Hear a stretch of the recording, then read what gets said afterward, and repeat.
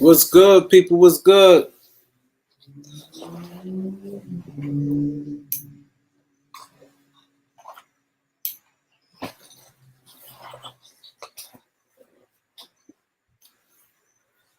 Let's go. What's good, people? Who I got in the building? I'm giving my shout outs to everybody. Before we start, we got Lakers over everything. We got Jordan Smith. We got Thank You. We got 25 Smart. Too Smart. We got Jordan Smith, Mike,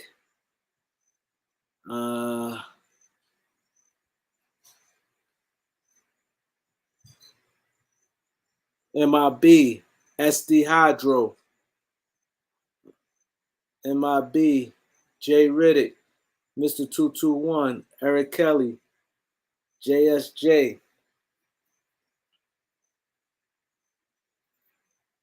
Jonathan.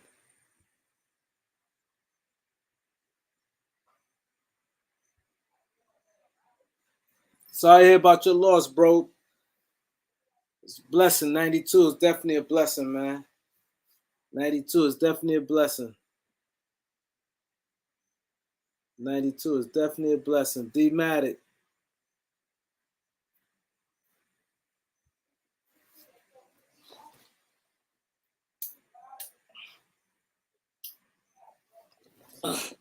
My boy D Bonner with the cash app. With the super chat.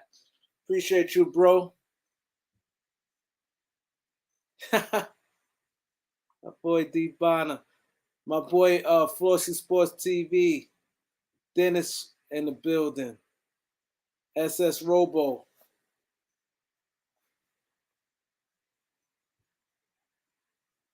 He said, I told y'all, Jeanie. I'll walk him down. What up? What y'all think about that? Before he come on, we're gonna talk some Lakers, man. What y'all think about that, man? Jeanie supporting Russ. And then there's a report that Russ and Pat Bev talk that they got together and see if they could work things out. I think this is my opinion on that. Get the likes up. Let's get the likes up. I want us to show our guests that,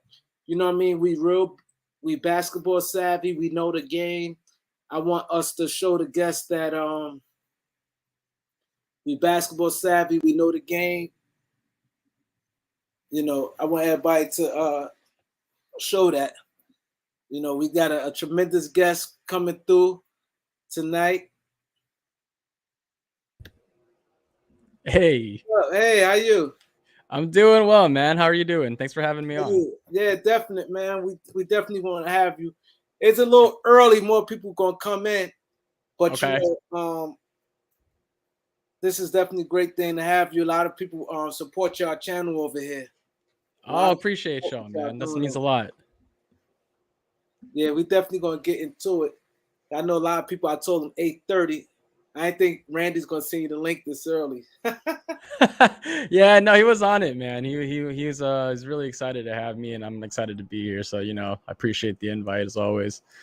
Yeah, we definitely appreciate you coming because a lot of people's excited, man. Because when Randy say he could get mad on, I appreciate that. So we definitely got to give a shout out to Plan and Randy for making this happen. He reached out to Matt Peralta, and Matt agreed to come on, which is a good thing, So this is gonna be a great, interview. We diehard Laker fans. We all got this in common. So we definitely need to get the likes up, y'all. We definitely need the likes up. Randy said, thanks, Matt, for coming. Oh yeah, no, thank him, man, for organizing it. It was really easy to get this all scheduled out, so I appreciate it. It was really easy for me to make time for this. Yeah, that's a good thing. I definitely want to start in a minute. I want to get more people because they're gonna be mad at me. Like, yo, Kareem, you said 8:30 because the YouTube send the links out late. Yeah, that's right. Yeah, we get it too. Yeah, they're real slow with the links. So we definitely got to get the likes up and for more people to come in real quick because we appreciate our guests' time. So we definitely gonna they want to talk Lakers. People is itching right now. Hey man, it was quiet for so long, bro, and now we got a lot of stuff these past couple of weeks. So it's kind of nice change of pace for us. I know I'm sure it's busy for you guys. It's busy for us over at Lakers Nation too. So, I think everyone's making the rounds and getting their thoughts in right now. Yeah, everybody definitely doing that because everybody just anxious right now for the season. Yeah. Yeah, it's a lot of long off season, man. Them not making the playoffs. We've had to wait a long time to watch some purple and gold. You know what I mean? So I get it. Fans are craving some Lakers basketball right now. I am too. So I get it. We definitely get that, man. I'm gonna start I'm gonna start a little early, like in 2 minutes. But yeah, like you said, we definitely Laker fans, and we really want this to go down. I don't want to say too much about the Lakers because a lot of people want your takes on it. A lot of people really like your insight on basketball. Yeah, that's nice to hear, man. You can't please everyone, right? Lakers Yeah. fans are so big and everyone got different opinions. So you say one thing, someone's going to disagree with you. Some other person will love it. So, Yeah. it just is what it is with the business, man. But I just try to keep it real and honest. Yeah, I'm from New York, and I didn't realize that it was crazy. Like, we have a big, large Laker fan, me growing up. I didn't realize it was just like this till I joined YouTube. I'm like, oh, we're hey, man, Laker fans rule everywhere, man. Like, we get guests or we get fans from all over the world. Like, we'll do shows like in the middle of the afternoon. We're getting people from like, Europe, Asia, etc. It's crazy. yeah, it is. It is. Yo, some people I could just because I told them I was gonna come on a little early. So we're gonna start in 1 minute, and then I'm gonna get into it because it's good because I'm about to have a show I'm gonna do. Get to know your YouTuber. I think it's Yeah. a good idea, but it's gonna be fun. It's not gonna be like in-depth questions, like fun. Because when people follow and subscribe to somebody, they really don't know that person. So it's a Right. good way for them to get to know the person, know where the guy like to travel. Because people when they do, they don't talk. They just talk straight into their topic. So I'm Mhm. definitely gonna open that up for who like a lot of guys who got YouTube channels. Just do little Q&As and things like that. That's right. No, I think that's a great idea, man. Like, people follow writers and bloggers and stuff just for like the content, but they don't really get to know the person. So I think that's an awesome idea, bro. I think that's something you should definitely keep rolling with. Oh yeah, I'm definitely gonna do that because there's a lot of guys. People be like, "Oh, y'all don't know me outside of YouTube." So I said, "Okay, well, this is a good way people get to know a person." Word, So, yeah. Yeah, that so, makes sense. so we're gonna start now, guys. Definitely hit the subscribers up. The guys can always go back and watch this. So first and foremost, I want everybody to give a big thumbs up to Matt Peralta. He came, showed everybody come here and show love to the Kareem Report. So we're gonna start this like this. Matt, where you from? Hey, I was born and raised in Long Beach, California, bro. 562. What's good? Every kid in Southern California grows up a Lakers fan. I was one of them, bro. So I've been here my whole life, and I've been rooting for the Lakers since like as long as I can remember.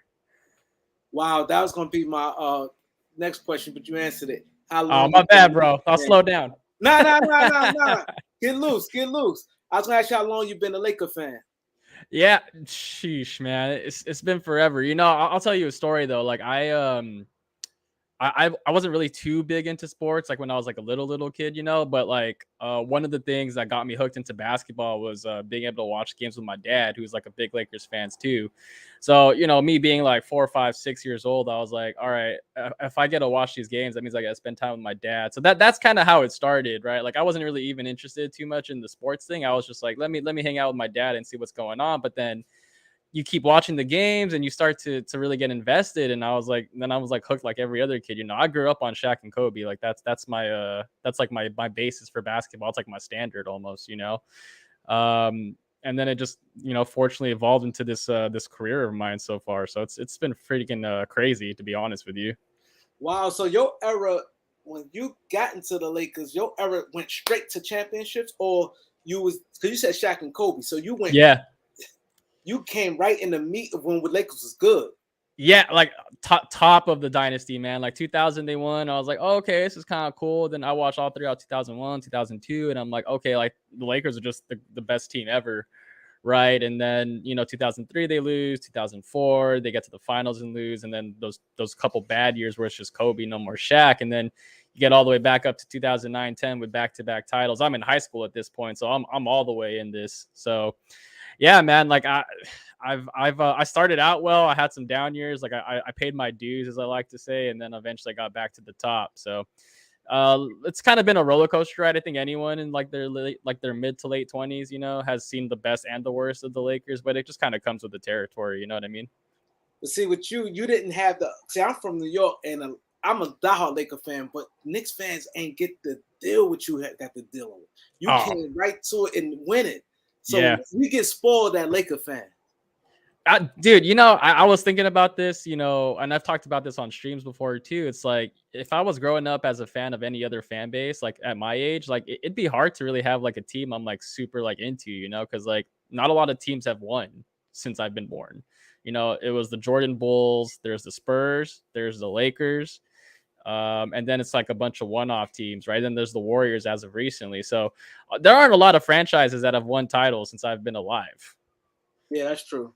That definitely makes a lot of sense. So growing up in California, what sports you played? I grew up playing a lot of stuff, bro. Like I started out with basketball, like when I was watching, when I was watching the Lakers and stuff. I was also really into volleyball. I played a little bit of tennis, dabbled in football for a little bit too. So I played a little bit of everything. I was never good, but I love sports so much, man. Like I still play recreationally in some leagues and with some friends. So I try to stay active, and I try to play as much as possible just to kind of keep in shape and have fun. Yeah, that's what it's about. Definitely, that's what it's about.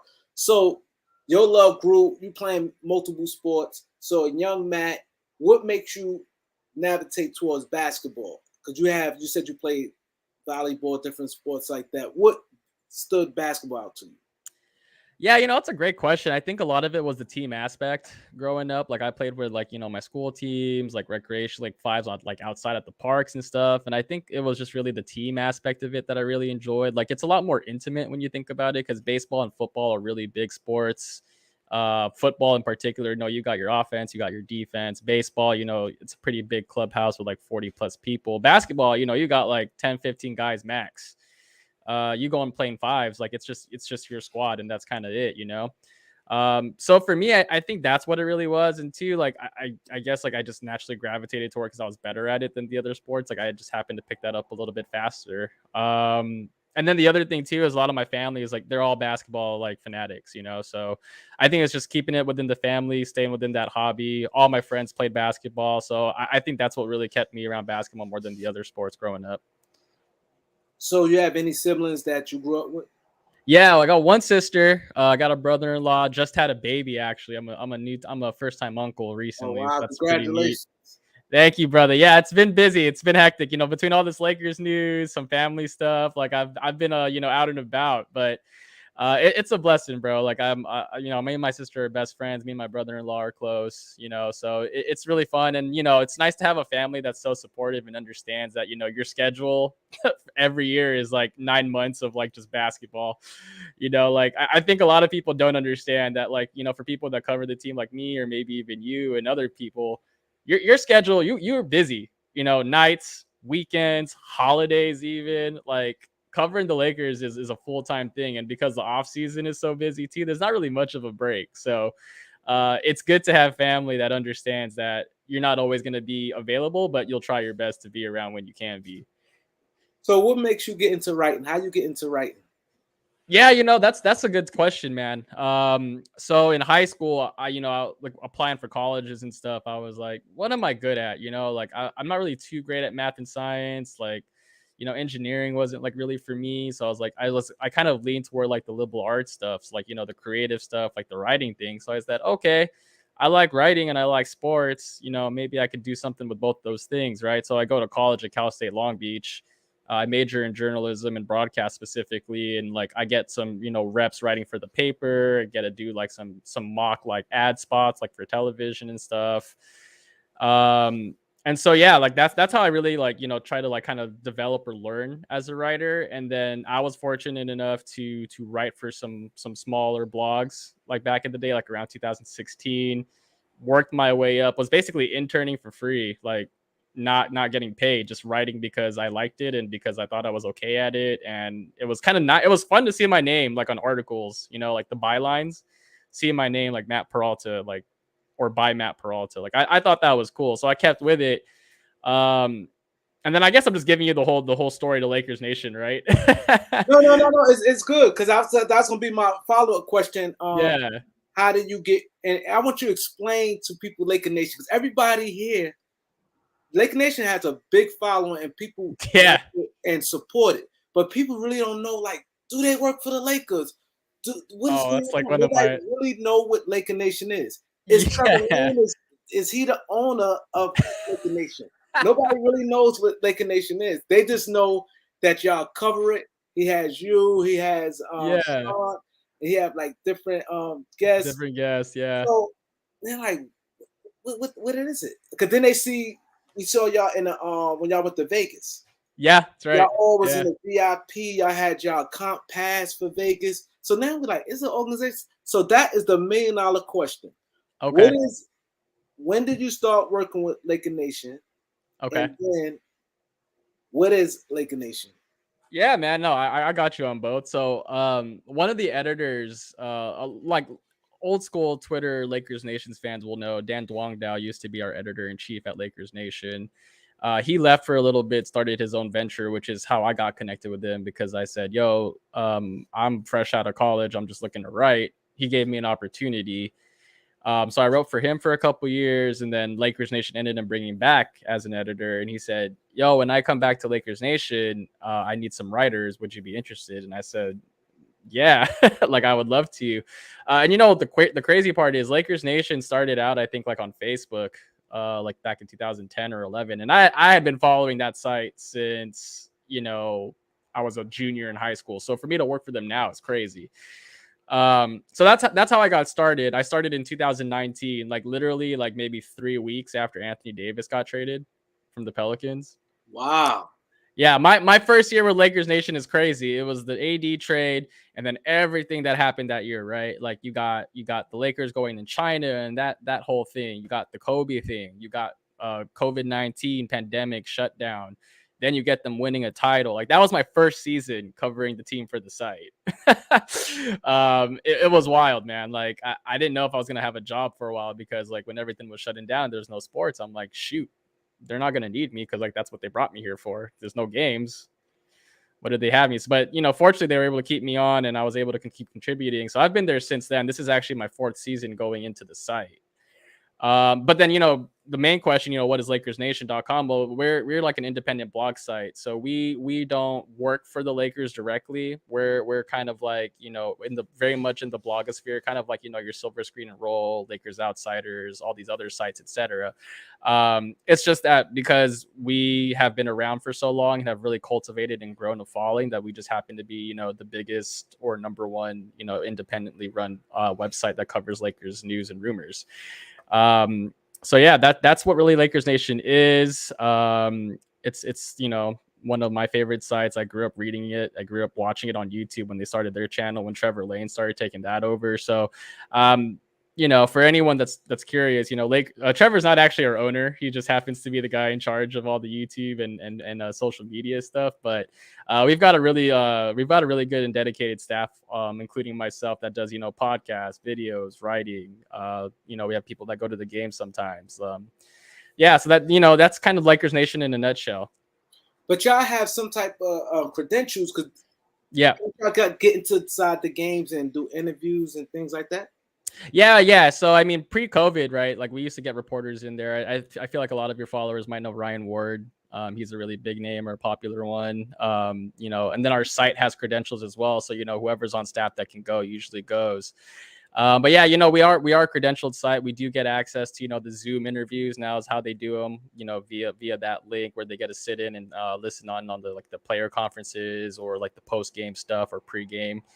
So that's where a lot of the content comes in too, is, that's how we're writing our articles or our pieces online, is that, we have access to the players and the coaches and stuff like that. That's good. So, because I know normally like the local writers feels they can't be critical to the team. Yeah. The owners and them, they kind of work for the team, and the owners kind of get at them. So by y'all being independent, I see y'all real careful. Y'all don't go too like much into a player. Yeah. Y'all will take little jabs. So what y'all, that's the goal, like not because y'all may need them to do interviews and different things like that, or that's how it's structured. Because a lot of my audience, they like to be educated. This is a Yeah. well-rounded, educated group of guys that I love. My people who subscribe to me, because all they want to do is learn. So I Right. say that to say this: how is that? Yeah, it's a good question. Like, some outlets have a little bit more or a little bit more, they lean into like, the hyperbole or like the exaggeration or like the hot takes, is probably like the layman's term for it, right? I think Lakers Nation personally, and for me personally, I like to keep things, as objective as possible, right? I have my opinions, obviously, like I have my thoughts on what I think is a good move, a bad move, or how I feel about when something happens. But when we cover news, we want to make sure that first and foremost we're reporting accurately, right? Like if you click on an article, you see a tweet from us or whatever, it's accurate information, it's right, it's verified, etc. And then when we're explaining, or educating, how you said, we try to make sure that if I'm reading this, like if I'm like not even really a basketball fan, or if I'm like I'm kind of into basketball but not really, like I can understand what's being said and what it means. So anytime I hop on the stream, anytime I write, I make sure that whatever I'm putting out there, it's easily digestible for someone, and that they can go back to a friend and say, oh, I read this, and so this is something that could happen because X, Y, and Z, right? Like that's always how I try to structure everything I do. That's nice, man. It's really y'all have good chemistry. I see that y'all have good chemistry. Y'all all seem like y'all get along, and it's great because it's not like a debate. Y'all don't have a debate format. If Yeah. they be like, they may say, "Oh, I may disagree with you," but it's more in a nice way. Yeah, it's diplomatic. Yeah. Yeah, it's more in a nice way, which is good. And Trevor just seemed like the nicest guy on earth. I don't know him, but Yeah. when I had to disagree with him and I do a video, I'd be like, "Oh, I was watching Trevor get lane. I disagree with what he said." But he seems so nice of a guy, man. He really do seem like a really nice person. He's passionate about his Lakers. I like passionate fans. Yeah, I'm gonna clip this to him and send it to him later because I think he always like to get on me because I like to rib him a lot on the shows. But I will tell you this: like I've met and hung out with Trevor a bunch of times now since I've started working, and he is just as genuine a person as there can be. He's a true professional in this game right now, I feel like. Because there's a lot of people out there with like really big personalities that want to, really push their name out there and get famous and, have like all this engagement. But Trevor is very like, straight to the point. Here's what's happening. Here's what it means for the Lakers. Here's what could happen down the line. Yeah, what sweet guy, really polite, really kind, very generous too. I will say, when we were in summer league, man, that dude was getting stopped like every other person when we were at the arena. It was crazy. So, I'm glad that, people are really starting to give him his due, because I feel like Trevor's been doing this for a long time. And I feel like as of recently, he's really starting to get his flowers. So I'm happy for the guy. And I'm glad, you and your chat and your followers are feel that way. Cause that means a lot for sure. Yeah. Cause we see it and we see like the genuineness in him and the love he had for the Lakers. And Yeah. that's the thing we all have in common. We all may disagree with some things, but when you got love for a team, and it's like it's crazy, you're a fanatic, like yeah, and it's like we want this, like so now the big $1 million thing, the elephant in the room, Jeanie Buss. What you think? I have my opinion on her take when she said Russ was the best player this season. Yeah. I feel like that was the headline. And then, if you read that piece some more from Sam Amick from the Athletic, he goes on to clarify with her, and she says, I meant consistent because, he showed up for like 78 games or so. But as far as the piece in general, I just feel like, I like or appreciate the thought behind it is terms of, Jeannie's always said, I'm going to be as transparent and open with the fans as possible. You don't see that a lot from owners, really. Like, they keep things close to the vest and don't like to discuss, matters that, people could twist or write about, like what happened today. So, from that perspective, I totally understand it. And I think that's cool for an owner like her to do that. But on the flip side, I think that it's because it's the Lakers. There's like a magnifying glass on anything that's said, right? So many think pieces, so many tweets, so many I don't know if you're on Twitter or active on Twitter or anything, but it felt like a civil war tonight with like so many people saying like, yeah, Jeanie said this and blah blah blah. Like, now you've got like the Russ fans against the Lakers fans, and then you got LeBron fans against Russ. It's just a mess, man. So when stuff like this comes out, I think it's just like throwing more fuel to a fire. Like, this fan base is already super frustrated and a little anxious about what's going to happen this season. So, to throw comments out there like that aren't going to be well received, I feel like, it's probably not the smartest move. I think she honestly just, this didn't need to come out, ever. But I get why it did, if that makes sense. I think she did it because I think she's a woman. Not a knock against a woman, but women is more passionate. I don't think she like the beating that Russ taking in the media. So I think she want to soften the blow. I don't think she believed that he's the best player. Right. She probably meant that, hey, he was healthy. He gave it his all. Yeah. He worked. So I think she probably with his family, he got wife and kids. I don't think she liked what went down with that. So I think she's trying to soften the blow, and she probably really feel bad for Russ. So I think she said that to get on top of it. I don't think she's saying as far as negotiating as far as with Indiana, like to try to make it look like, because she don't seem like she's getting like playing them type of games. I think she really meant and held it to her heart. So yeah, no, I think so too. Yeah. No, I agree with you, man. Like, how the Lakers operate. It's always star players first, and they're always going to cape for those guys.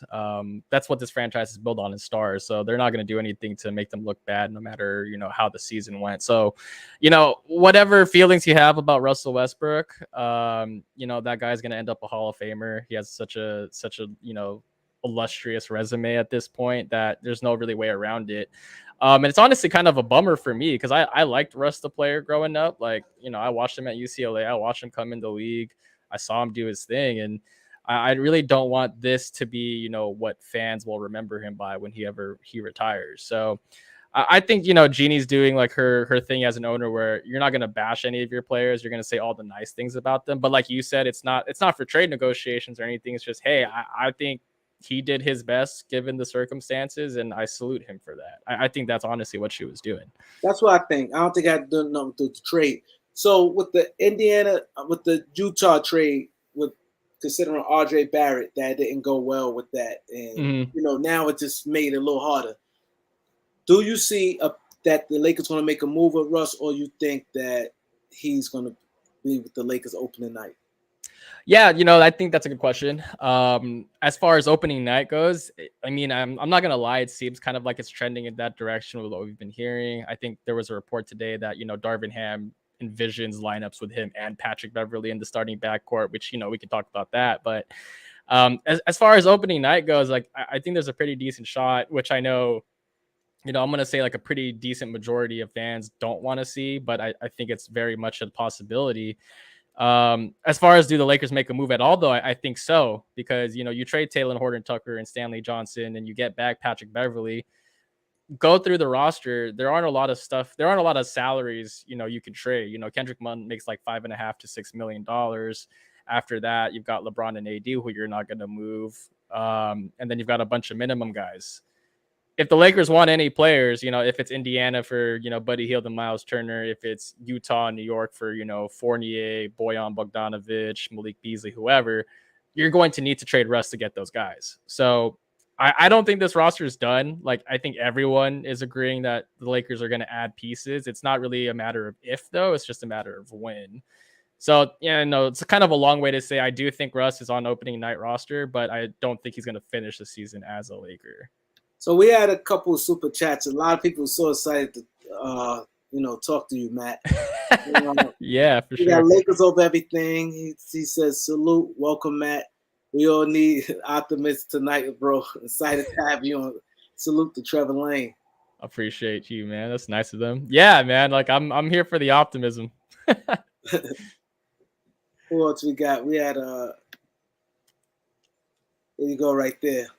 He said, "Do you think the Lakers end up making another move?" He just answered that, but you could. Yeah, I think so. Yeah, I think so, man. Like there's like I don't know how much you believe in this team. I think right now, like they got better with the Pat Bev trade, but they're nowhere near where they need to be to competing for titles.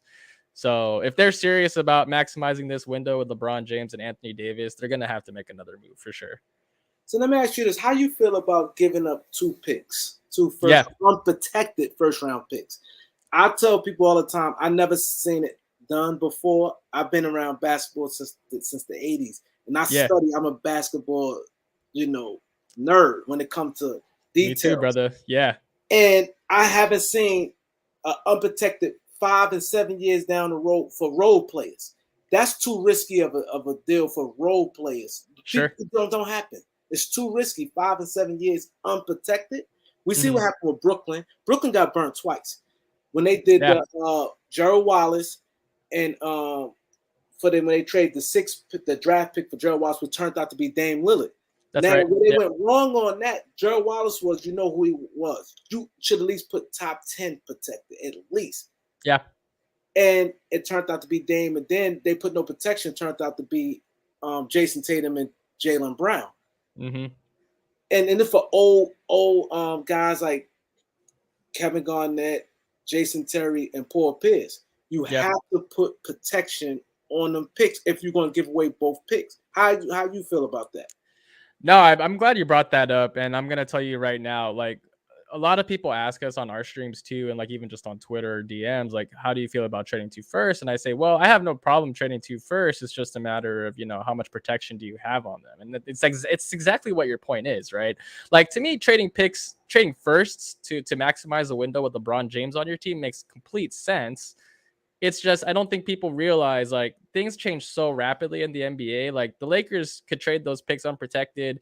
They could bottom out the year before, and that pick could go number 1 or top 3 or whatever, and you could be missing out on a franchise cornerstone or a stud.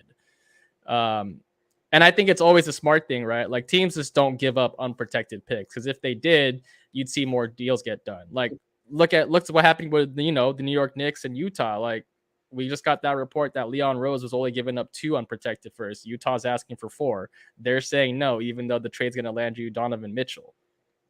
Donovan Mitchell's probably going to end up better than most of those picks. But the thing is like, smart executives know we can't be mortgaging futures like that, without protecting ourselves a little bit. So going back to the Lakers, though, I'm comfortable giving up 2 firsts. I'm even willing to give up one of those unprotected. I think that's a fair compromise. But the other one I think has to be at minimum, like maybe like top 7, top 8 protected, just to give yourself a little bit of leeway. Because, if that pick ends up being like 9, 10, 11, whatever, we typically see that those guys usually end up becoming high-end role players. You don't really get a star all the time there. So I think it's easier to stomach that. And that's exactly what I said. I said top 8 protected. I said that. And I also said that, like you said, if I give up 1 protected, I'm going to at least do top 3. Remember, Lakers, we worked out. It worked out good for us with the Steve Nash. Yeah. Remember, it worked out. We kept getting the second pick. We kept getting it by the skin of our teeth. That's right. You have to put protection on. And then these role players, like you said, that's for Donovan Mitchell. He's an all-star. He done had like 3 50-point games in the playoffs. This guy, Miles Turner and Buddy Hield, role players, I can't stomach that. I can't. Sure. Yeah, I mean, look, are Buddy Hield and Miles Turner good players? Yes. Would they make the Lakers, a better team, and would they help them, get closer to a title? Absolutely. And some fans are like, that's all I care about. But then you want to think about, this is something that we bring up on our show all the time, is that you do that deal, that's your team. Like this is just your team. Like you are out of moves. Like you won't have any more picks to trade. You won't have any more young guys to throw into deals. Like that is your team. So you need to be 100% confident if you're the Lakers that if I pull that deal, I know I'm going to be competing for a title. Yeah, and I just think that it's just the right thing to do. And I don't understand why Indiana don't want to compromise, because what I heard from my source that the Lakers have softened their stance on 2 first-round picks, but the Lakers want protection. They want protection. I think that's the only logical thing to do, and I think it's fair because you give 2 role players, and also they saving some salary also because Buddy Hield has a couple years left on his deal. That's right. Yeah, he has one more year on his deal after this season for like 18.5 million. So the Pacers trade for Russ. The other thing too is that they don't have to worry about losing Miles Turner for nothing in this deal because that dude is an expiring contract this year. He's gonna want to probably get something. I'm projecting him like around the 18 to 22 million dollar a year range next season as a free agent. So not only are the Lakers helping the Pacers save money for next year, they're also paying for the right to re-sign Miles Turner, which, we've seen deals where guys are going to be looking for new deals the following season and they go for a lot less. And I'm going to throw 2 names at you, Christian Wood, Jeremy Grant. You know why they came at only like 1 first is because the next team that was trading for them said, okay, we got to pay this guy now. Not only do we have to trade a first to get him, but we also have to pay him. So, that's why I've been saying, like, I don't think the Lakers need or should have to give up 2 firsts to Indiana to get those 2, but it's just more about the leverage of, we know you guys need to make a move. I guarantee you literally any other team, like the 28 other teams in the league are looking at Buddy Hield and Miles Turner going, yeah, we'll give you a first, but like not a very good one. Correct. So both deals, Utah, Indiana, that what you hearing. If you could put together your dream scenario, what would be your deal? I think it's the one that's been reported already. Like, I'd be willing to do the Indiana deal for an unprotected first in a couple seconds, to be honest with you. Like, I think, I know a lot of people are going to say this, right? Like, you need to pay a first for Russell Westbrook to like dump his contract. Then you need to pay another first to get Miles Turner and Buddy Hield to make it worth Indiana's while. My counter argument to that is, if Miles Turner, if the Indiana Pacers had a deal for Miles Turner for a first round pick, they would have done it already. Like, they don't need to wait for the Lakers. They could do that literally like as we're talking right now. So for me, like, that'd be a very ideal scenario to not have to give up both first. But let's say I have to give up both first in either deal, I'm probably going to lean Indiana. However, I do like, this idea of a 3-team trade between, the Knicks, the Jazz, and the Lakers, where the Lakers are absorbing salaries to grease the wheels on the deal, where Utah doesn't have to take back a bad contract. And then the Lakers get paid, and stuff like, so, here's a realistic scenario. The Lakers could get Evan Fournier, Cam Reddish, Bojan Bogdanovic, and maybe another small salary in a deal. That to me is a very decent plan B if Indiana doesn't pan out. Yeah. My friend Elder, he that same deal you got, all the players you said, he'd like Vanderbilt to be in that deal.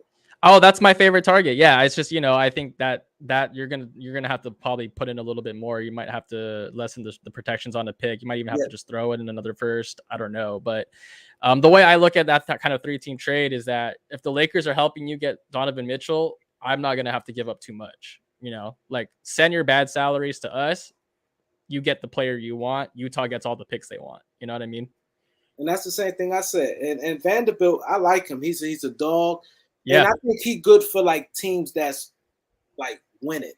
I don't think he'd be good with Utah on the rebuild because his game gonna get exposed and it's not gonna mean anything. The simple fact that Minnesota was winning, there was a young team on the rise. Him and Pat Bev showed that aggression. He stood out. I think with Utah and they tanking, I think what he's doing ain't gonna matter. No, Jared Vanderbilt's very much like a high-level role player, I feel like, because he's young, he rebounds. You don't need to draw up plays for him. Like, he'll go and get dunks or putbacks. That's how he's going to score. And then defensively, he's pretty athletic and mobile. So being able to switch across 3-4s and probably even small ball 5s. I really like Jared Vanderbilt. He's young enough. And, just as a tidbit, he's a clutch client. So, the Laker clutch ties run deep. And I feel like they'd be pretty ecstatic to get him in LA also. Yeah, that's true. Who's your favorite all-time Laker? I already know who it is. It's Kobe Bryant, man. Yeah, like that's my guy. Like, God rest his soul, but that's the reason why I love basketball in the first place. So it's definitely Kobe Bryant. But if I had to pick, like not like a superstar player, I've got a lot of soft spots for guys. Like, I love Lamar Odom too. Like, he's one of my favorite players. He was so ahead of the game. Like, you put prime Lamar Odom in today's game, that dude's an all-star. Oh man. He's Lamar Odom nice. definitely an all-star. Yeah, like, like those 4 or 5 guys that, don't really they do everything pretty well, but then they don't do like one thing like exceptionally well. Like he's like the ultimate glue guy for me. So I love Lamar Odom. I really enjoyed having Alex Caruso on the team too. Like I know he was a fan favorite, but I saw him in Summer League in 2017 with Lonzo, and like when you're watching Summer League games, you're not really paying attention to like everyone else, just kind of like the high draft pick guys. Yeah. But I watched him like twice in person. I was like, who is this kid? Like he hustles on defense. He just makes plays. Like I love the glue guys or the guys that do the little things. Cause when I play basketball, like that's how I am too. I'm not like trying to go out there and give you like a 50 piece or anything. I'm just trying to win games, So to me, I always gravitate toward the role guys that do the stuff that no one else wants to do. We had a debate yesterday on the channel. They said who's better between Alex Caruso or Austin Reeves. Ooh, that's a good one, man. I think that Reeves is young enough to where he's still got a little bit more upside. I think Alex Caruso is the player he is now, but it depends, right? Like I think long-term Austin Reeves might be the answer because he's got a more versatile skill set. He's still developing as a player. And, as a rookie, he was already very good. There's some playmaking in there. The scoring can come up definitely. Defensively, he's not too bad. But, you look at Alex Caruso, he is an elite perimeter defender. Like that's not even like an exaggeration. He's legitimately just one of the best, defensive guards in the league. So, if I'm the Lakers, I'd rather have Alex Caruso, right? But if I'm like a rebuilding team or if I'm like a younger team that's just trying to like get the right pieces in there, like I might lean Austin Reeves. So what's your take on Rob Pelinka as a general manager? So far. No, I'm only laughing because we just had this debate in our group chat recently. It's a pretty split where some people think he's put together like 2.5 championship caliber rosters. They just didn't pan out. And then there are people like me that just don't like his process at all. And the reason why I say that is because like, yes, the results like, 2020 resulted in a championship, right? So you kind of just forget everything that happened up to before that point to get there. But you think about it and you go back and revisit the Anthony Davis trade. You look, no one else was trading for him. The Lakers gave up basically almost everything they had at that point. I feel like you could have kept 1 or 2 things out of that deal and it would have been a better value, right? Like you would have managed your assets a little better. So there's that. There's also, all this talk about not being able to sign your second round draft picks for 3 years instead of 2 because you don't use the mid-level exception. Little caveat where if you save a little bit of that money, you can extend them an extra year. There's that stuff. And then, yeah, you just kind of go through the deals and it's like, you always feel like the Lakers are overpaying for what they're getting. For the Russ thing.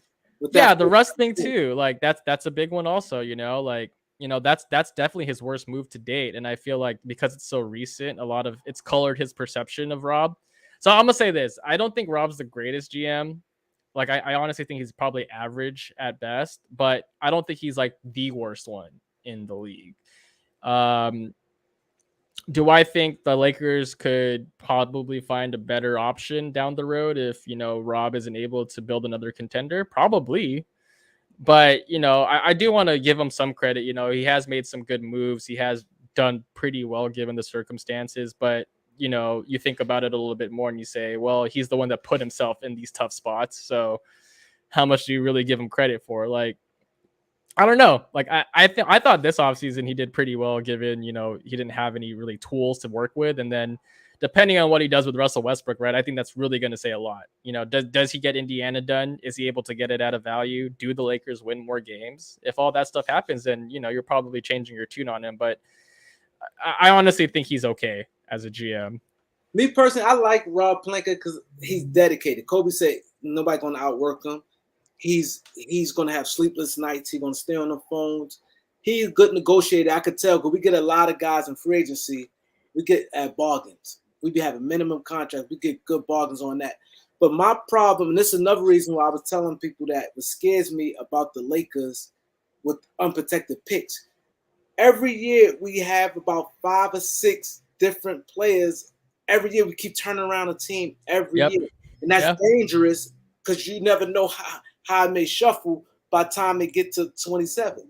So that's the part. Is no stability. It's too much turnaround every single year. We go through this every single year. So that's the thing that worries me more and would definitely put pause on just unprotecting the picks. That's my biggest issue with that. But I think Yeah, he's a good general manager. I just think it's hard because with Lakers we do have a Lakers tax. Yeah. So I think that we deal with that, and then we dealing with, to be honest, LeBron James. Yeah. When you have LeBron James, you have to do things. You know what I'm saying? Yeah, so you have to. You had to. So it kind of like, you may feel like I wouldn't do this any other thing, but I'm glad that they didn't make no trades at the trades deadline, because you was hearing things like Russ for John Wall in the first round pick. You was hearing things like Terrence Taylor Horton Tucker for Terrence Ross in the first round. I'm like, no way. Yeah. Yeah, no, I mean, honestly, I think they knew at that point of the season, right, going back to last year, that there was no way they were going to compete. Like, they were so hurt. The pieces didn't match. They were old. They were slow. The coach wasn't great. So, it's good that they ended up staying put. And, to your point about all the roster turnover, that's something we've really started to learn, is that continuity and chemistry mean a lot. Not that it never did. It's just that, a lot of people are like, well, the 2019-20 team, they put that roster together like on the fly and they won a title. But think about it, like, there aren't a lot of teams where that happens organically. You know what I mean? Like, every team from like 2010 to 2020 that won a title besides the Lakers, like, they were all pretty much continuity based, maybe except Toronto because of Kawhi Leonard. But for the most part, those teams grew up together. Like, they had years together. So as for your point about picks, like, yeah, it would be smart for the Lakers to, maybe not trade all of them at the same time. That way you can start building toward the future where you can bridge the gap a little bit. But it's LeBron James, right? Like, you're not gonna look at him in the face and say, yeah, we're gonna save these picks because we're worried about the future. Like, he's on your team now. Like, this, like, not to sound like a downer or anything, but when LeBron leaves or whenever he retires as a Laker, hopefully, like, the Lakers might not be winning titles for a while. So from that perspective, and I think you and I are in agreement, they have to do something with these picks, whether or not we like it. It's just the nature of dealing with LeBron and having your window as win now. Yeah, I don't have an issue with it. I didn't have an issue with Kyrie with the unprotected picks. It just, at least you could tell yourself, okay, this Kyrie Irving, he's a Hall of Famer. I'm gonna get close to 30 points a night. But this deal here, it could go left, and then it could look bad. That's my biggest thing. It could turn out to be real bad. And you want to put yourself in position where I can't do no unprotected picks. I can't. I've been around too long. I've seen it, and that's what Indiana want. My source. I have a guy that works with Adam Silver over 25, worked in the NBA office. Okay. Over 25 years. So he tell me things. A lot of things. I've been around a lot of NBA players. Party with them, and it just don't happen. When you deal with role players, you really got to be careful when it comes to role players, because especially with like things like that unprotected first round picks, you just can't be irresponsible. Just say forget it and unprotect them picks. And Indiana wants unprotected the 2 first round picks. They want them unprotected because the Lakers was warming up to the idea, so they was thinking maybe they could shift. And what I was heard that maybe they could ship, maybe Indiana have maybe a couple young players on their end where they could bring back Cam Reddish. Like, they want to see what they can do a little more. They want to tell themselves, okay, Buddy Hield, Miles Turner, Cam Reddish may make sense. He's young enough. They want to be able to justify giving up these picks. You got to tell yourself that. Yeah, no, I agree with you, man. Like, look, if the end goal is just to get better, this is the deal you do, right? But then if you're trying to think long term of the franchise and trying to balance the two, then I think you're trying to save those assets as much as possible, or at least protect them as much as possible. Which I guarantee you, like, I probably bet that if the Lakers offered to unprotected first, this deal gets done like right now. And I've been saying this all off season. I said, you know what? The negotiation probably is Lakers call Indiana and say, hey, Buddy Hield, Miles Turner for 2 first, right? Indiana goes, okay, we want both of them protected. The Lakers go, we'll give you both of them lottery protected. And then you just kind of negotiate back and forth until you hit a spot where both teams are comfortable with whatever you left over. I think given that they traded for Patrick Beverley already, the Lakers are all in. and I think they're going to come down on those protections at some point. But I would not be surprised if this took all the way up until the trade deadline. And I know that you said that, you know, it's not going to work out or anything, but I think, you know, it's probably better than just staying put, right? Like I can't see a scenario where Russell Westbrook finishes the season out with the Lakers. So you predicting that the Russell Westbrook is gone by the start of the season?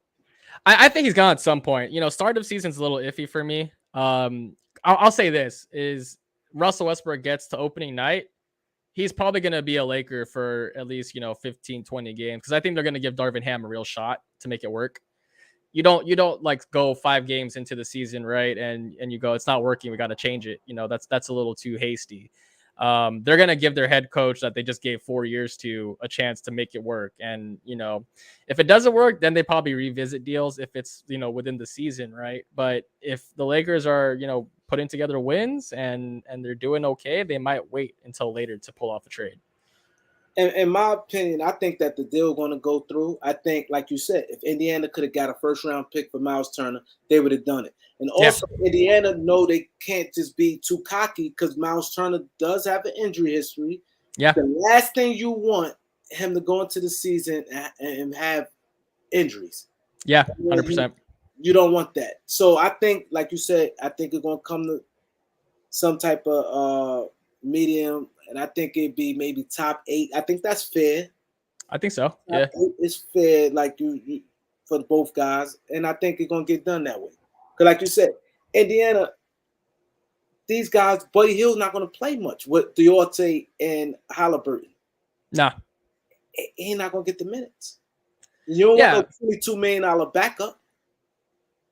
That's right. No, I agree with you, man. Like, look, like they don't fit the timeline. Like Indiana, everyone knows Indiana is going to get rid of those guys at some point.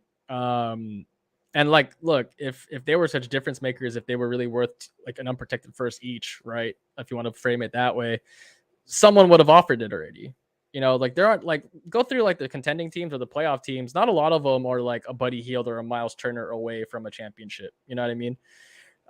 It's really the Lakers. Like, don't get me wrong. Like teams could use those guys, but no one's going to overpay for them. It's almost like a similar situation with Kyrie Irving where like no one wanted him. The Lakers are sitting there. That's why, you know, they were patient in trying to get a deal done. Same kind of deal here. It's just, you know, maybe Indiana has more leverage now because of the whole RJ Barrett thing, but I'm not quite sold that a deal still can't get done. Like I think the Knicks could still get Donovan Mitchell without RJ Barrett in a deal personally. So if I'm the Lakers, I'm going to say, look, we're going to help out Utah or New York with this deal, or, you know, you could trade with us directly and get your first round picks, but not both of them unprotected. That if I'm Rob, that's how I would be talking to Indiana right now. So, okay, Buddy Hield or Evan Fournier? Who would you Hield. I'm taking Hield. I said that too. Yeah, I mean, look, Fournier is great like in Euro play, but like when it comes to the NBA, for whatever reason, he just turns into like a guy, you know? Both of them fulfilled the same role. I just think Buddy Hield hasn't been in like the best environments, you know, just to put it nicely. Like they've all been like lottery or rebuilding teams, right? I think, you know, I know he's older. Like I think him and Fournier actually aren't even, you know, that far apart. Yeah, exactly. Right. That's what I thought. 2 months apart. Right. So, you know, you're not really talking about upside. I just think, you know, Hield on more volume has shown he can knock down shots. And I think, you know, you play next to LeBron James, you play next to Anthony Davis, you're going to get the best looks of your life, man. So if you told me Buddy Hield next season on the Lakers is going to take like 8 or 9 threes and he's going to hit down like 40% of them, that's real nice. I don't know if Fournier can do that. They'd be doing the same role, but I think Buddy Hield is the better shooter personally, and I also think he's got a little bit more playmaking to him. So I'm going to pick him in that role. And I also say this, I get killed for this, because people be like, Kareem, the Clippers done nothing, but I'm just realist. The Clippers, if you look at their team, and they always, nice. for some reason, beat the Lakers for some reason. They play up. They got a lot of big wings. They could just throw a bunch of bodies at LeBron. Buddy Hield, I tell people, I'm not a big fan of Buddy Hield, but what I do like about him, Reggie Miller, Jordan said the heart what made Reggie Miller hard to guard because he never stopped running. Buddy Hield like that too. Buddy Hield got the quickest release in the NBA, and he always running. So now it opens up for LeBron, where like if Paul George guarding Buddy Hield, he gonna have to, because Buddy Hield runs all day. off screens. He runs. He do the little jab. He let the jumper go. Yeah. So I think that will open it up because the Clippers, with they playing with the Lakers, they got big wings. They would clog the Lakers, force LeBron to shoot them long jump shots because they got the big wings to do it, and so they got the guys who can switch. So they game plan. I already know how Ty Lue will play the Lakers. I think Buddy Hield would give us that dimension that Evan Fournier don't give us. Buddy Hield, and he averaged 5 assists last year, so that means his playmaking got a little better, but he always running. I play basketball. You play basketball. You don't want to guard nobody who runs all day. He's like this all day. Then he got the fake jab, and then he stepped back out and he shoots. I think that will open up for the Lakers. And then defensively with Miles Turner back to him and Anthony Davis. Yeah. This thing. That's what I'm saying, man. Like the Lakers starting 5 potentially, if an Indiana deal goes through, is Patrick Beverley, Buddy Hield, LeBron, AD, Miles Turner. Like, you look at that on paper and you go, that starting 5 can compete with basically everyone in the league. And that's what you want, right? If you're a Lakers fan, like you want to be able to go into a playoff series against the best teams and say, we have a shot at this. We might not be the favorites, but we can definitely win. Like I say this every single year, man. Like if I have a healthy LeBron James, a healthy Anthony Davis, and decent role guys, I will take my chances in the series.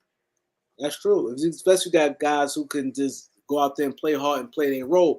But the one thing I'm like feel a little bad about if we bring in Miles Turner, we brought in Thomas Bryant and Damon Jones. Sure.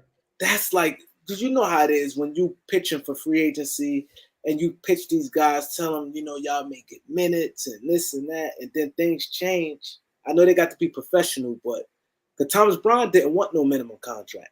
And then he took a while. And Damon Jones, he took a 2-year deal. So do you see that possibly could be any ill feelings with one of the guys if they're not going to get no minutes?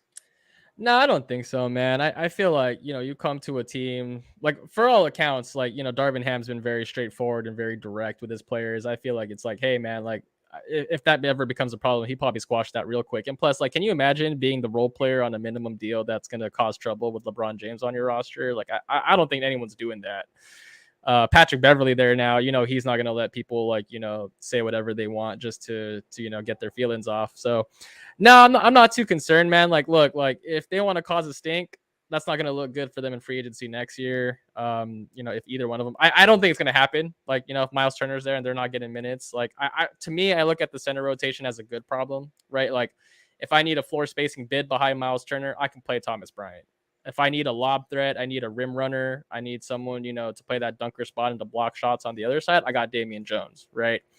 It's really going to be more of a mix and match kind of thing where it depends on what kind of big Darvin Ham and the Lakers need for that night. So I'm not really concerned about it at all. Wow. This is Randy got a comment for you.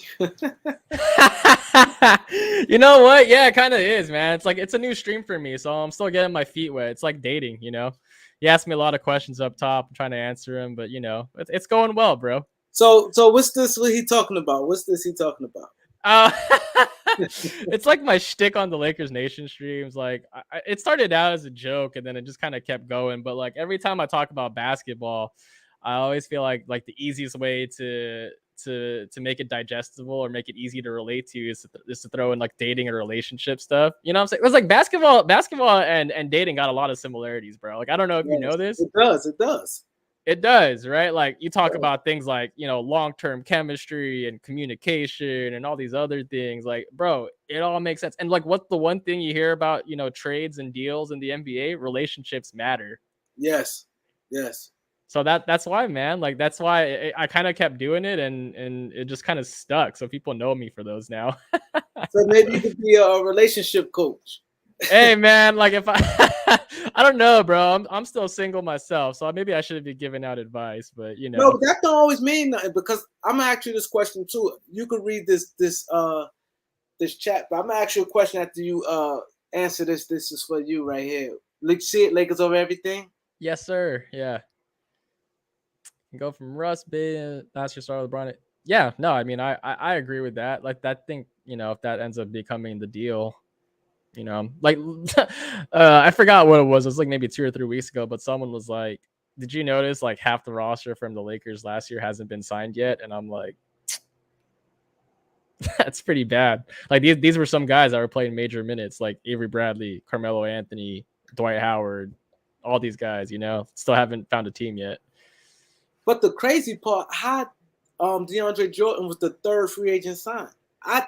Bro, you're telling me that was I don't get crazy. that. He was the third free agent signed. Like how? That boy got gossip, or he knows stuff. That's what I said. And they ain't bring back Boogie Cousins, and he has a relationship with Mike Malone, and he played well with them. I don't get that for the life of me. I don't either, but I greatest mystery, man. Like that guy just somehow gets jobs, even though he was so bad last year. He said Buddy is one good shooter, but wouldn't you want a few good shooters with a Utah package? So he basically saying Utah package, you'll get a few good shooters. No, I mean I agree with that. I think that's why a lot of people like Miles Turner, right? Because you get the shooting and the rim protection, right? Like you get both of them. But I'm just saying, you know, if Indiana is asking for too much or a deal just doesn't work out for whatever reason, right? Like then you probably just want to maximize shooting. Kind of like I want to say like that 2017 Cavs team that was really good. You know, not a lot of defenders on that team, but they had like pristine floor spacing next to LeBron James. Like we've seen that formula work, like where you give LeBron like legitimate shooters, he'll go to work. But I'm gonna be honest though. See, people keep looking at LeBron James from the Cavs. He's much older now. He don't drive to the basket as much. So yeah, you still need shooters, but that's not the same LeBron that's gonna take it on a consistent basis. That's when you could tell he don't do it on a regular basis no more. He settled for a lot of long jump shots. You know what? He can blow by a guy, but he don't do it. Yeah, no, I think that's totally fair. And you know what I think it is that we only have seen mostly regular season LeBron. You know what I mean? Like I feel like, you know, you get to the playoffs, LeBron's going to do whatever it takes to score, right? Like I know he settles for a lot of long jumpers. I think that's him really just saving himself during the regular season. But then you also have to think too, like look at the last couple Lakers teams that he's been on. Like they're not good shooting teams. It's if you play basketball with people that can't shoot, like I'll tell you right now, it is almost impossible to get to the rim by yourself. It's hard. Like if I can take 2, 3, even 4 steps off of my guy and just clog a paint, where I don't need to even worry about the guy on the outside, like you're not gonna score much in there. So, you know, I think for LeBron, like it's a combination of what you said, getting older and not being maybe as effective as a driver, but I also just think the spacing hasn't been very optimal.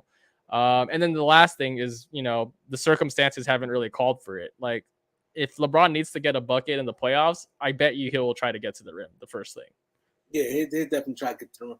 You said something, and I definitely want to ask you this because I don't think it's true, but I'm gonna ask your opinion. You said I'm not in a relationship, so I can't give that advice. How do you feel about players? How do you feel about players when they say like reporters, like Chris Broussard or any reporter, yourself, anybody, like they can't speak on basketball because they didn't play at that level. How you feel about that? I disagree with it because just like I say, coaches, the best coaches, the guys who play. I don't agree with that because you always have to. But go ahead, I'm gonna let you talk. No, dude. I agree with you 100%. Like I think that's BS, to be honest with you. Just because I've never been an NBA player doesn't automatically disqualify me from talking about the sport, right? And you know, like if the best head coaches were all players, we would see more player coaches in the NBA. Like I know the Lakers have one in Darvin Ham, but that's a role guy, you know, and like that's why I think the best head coaches right now who are players are role guys. There aren't a lot of superstar head coaches. Like I know you got Jason Kidd, I know you got Chauncey Billups, and I might be missing a couple, but for the most part, you're talking about the guys that, you know, were like playing D3 basketball and got to the league as a video coordinator or even an intern. You know, these are guys that did not play NBA basketball that are, you know, the head coaches or the GMs or the executives, you know. So I think if you play the sport, you study the sport enough, you know, you are more than qualified to have an opinion. And then, you know, it's not just basketball ability that, you know, makes you qualified. It's also just understanding people, you know, how relationships work, how teams work, how chemistry works. I think, you know, all of that kind of goes into it. So, for me, like I never played college ball. Like the farthest I got was intramurals, bro. So, like I'm not gonna sit here and pretend I'm an expert, but I'm not gonna. I'd be doing myself a disservice by saying I don't know anything about basketball. I study the game. I watch a lot of stuff. I read a lot of stuff. Like I try to stay as educated and as informed as much as possible. So when I hop on streams like with you or someone else, or with Lakers Nation, like when I hop on there, like I know what I'm talking about because I've done the work, I've studied it, like I lived this basically. So if you're passionate about basketball, you study it enough, you put the time in. I don't believe in that narrative that you had to have played at like the NBA level to talk about NBA basketball. Like I don't agree with that at all. So Matt Peralta, what is your goal? Like, do you plan on? Because like we got guys like Eric Spoelstra, he's a video guy. Do Yeah. you trying to? Where you trying to take this? This is like where you trying to be. You trying to with Matt Peralta? What is you trying to do? Hey, that's a great question, bro. And like, I'm not gonna lie to you, I don't really have a good answer for it because I'm like still relatively new compared to a lot of people that have been doing this for a long time. I'll say like I enjoy it a lot. Like I put a lot of hours into this. Like I have like my own day job that I'm able to support myself with, and then at night I'm Lakers Nation Matt. So as of right now, like I'm just kind of seeing where the ride goes. Like I started out strictly writing. Like I didn't do any podcast, I didn't do any video until 2021. So like I'm still very new to all of this, and I'm still figuring things out. But if opportunities come, I'm gonna listen, obviously, and if one feels right, or if it's a good fit, then I'll pursue it for sure. But I think I'm in a sweet spot where I get to cover the team as much as I like, but I also still get to enjoy it as a fan, because I think what you see like in the national media a lot is these people do it for their jobs, and they don't even really like the sport anymore. It's just a matter of like, this is what I got to do for work. For me, I like being able to watch games. I like being able to cheer. I like being able to, like complain and do all the fan stuff, right? I feel like if I ever turned this into a full-time thing, like I'd lose a little bit of that. And right now I'm not ready to give that up. So as of right now, I'm cool with where I'm at. But down the line, if something comes up, I'm more than happy to listen. I think I see you more like a video guy. You seem like you can really. I look at scouting or video guy. I see you as more of a video guy that you could break down, because I see how you talk and you kind of break things down, and your message is clear. So I think you could give the message to the your superiors, like the head scouters or something like that. So videos, you said you do editing, so you think that's something you want to do, video? Hey man, I mean, that'd be cool. Hopping on streams and talking is more my bread and butter, but being able to be in a film room or scout even, I think that'd be cool. Yeah, for sure. Randy said, didn't Ron from Laker Nation get an opportunity to work for the Nuggets? Sure did. He did? Yeah, that's why he left us for a while. He was with the Nuggets, got a great opportunity there, and then made a decision for himself to come back to Lakers Nation. So we're happy to have Ron, but he was with the Nuggets for a little bit doing digital media for them for sure. Wow. Yeah, that's good. Yeah, hey man, Lakers Nation got a lot of alumni. I don't know if you know this. Serena Winters, I think I saw a comment earlier asking about her. Yeah, she used to be like our locker room reporter, sideline person. She left us to go, I believe it was the Philadelphia 76ers, and then I think it was the Cleveland Cavaliers, or it might be the other way around. But, she went on to do like work for NBA teams. Another popular one, I'm sure you might know, Gradient Visuals. He's the clutch photographer. So like all those photos of LeBron and all of them, he was our photographer at Lakers Nation. Wow. Went on to, so he took photos for us, like all the Lakers games at home, and then got to work with Clutch, and now he's like their video media person. So yeah, people that come through Lakers Nation have been fortunate for some really good opportunities, and I'm super happy for them. And when did Lakers Nation start again? You said 2009? It's early. Even I'm super unclear. I want to say 2010 or 2011, because I was in high school when that first came out. So it had to have been like really early. Like this is like almost pre-Twitter. So when you was in the summer league, did you do any sideline reporting? No. We did get credentialed. Like we had some people in media row, but because of COVID and all that stuff, like there wasn't a lot of opportunities for sideline reporting. It was more like we got to be in the media scrums, like like all the reporters are together huddled and they're asking the players questions. So Trevor was there, and our editor Daniel Starkand was there. So we did have people there covering the games though. The rest of us on staff were just chilling, kicking back, watching games, talking to fans. Yeah, I saw that picture. I said that picture was dope when y'all always in like in the boardroom. Y'all have a big staff. How big is y'all staff? I think for Lakers Nation, so the company we work for is medium large, which is like basically like the owner of multiple sites. Lakers Nation is our biggest one and our main one, but we also do Dodgers stuff. So Dodger Blue 1958. Some people who like baseball and the Dodgers probably know that site. But then we also have some smaller sites, Raptors Nation, Rams Newswire, Raiders Newswire. So we've got a bunch of sites actually that we work for. But I would say staff for Lakers Nation specifically, I would put it at about maybe like 10 to 12 people roughly. Wow. That's amazing, man. Y'all definitely do a great job. Any questions for, let me see if they have any for Matt.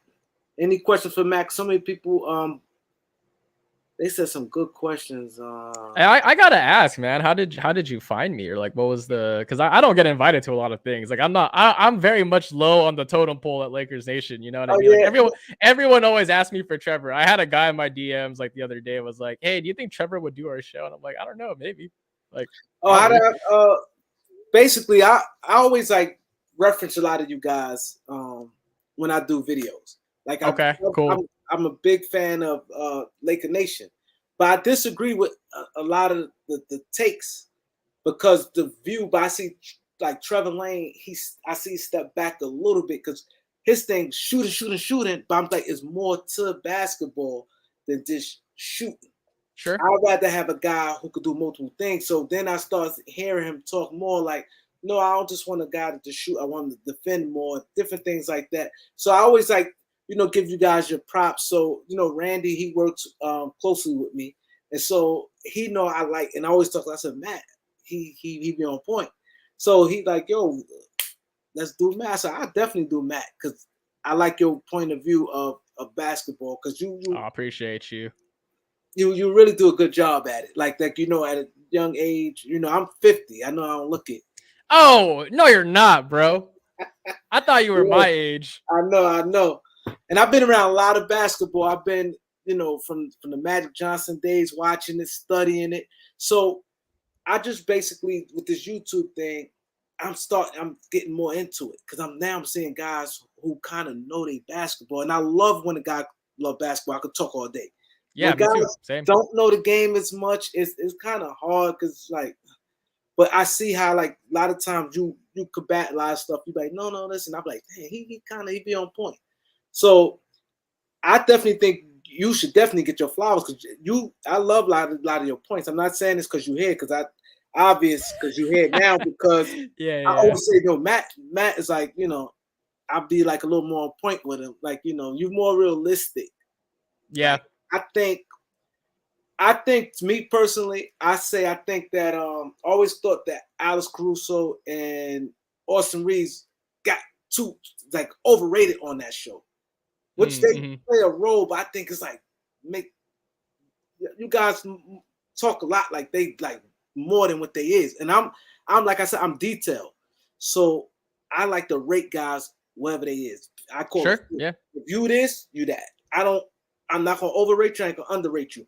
And I feel that amongst Laker fans, a lot of times I feel Alex Caruso and Austin like a little overrated. Like they what they is, but I'm hearing like a lot of guys. So I think Austin Reeves is just as good as Gordon Hayward. I'm like, how?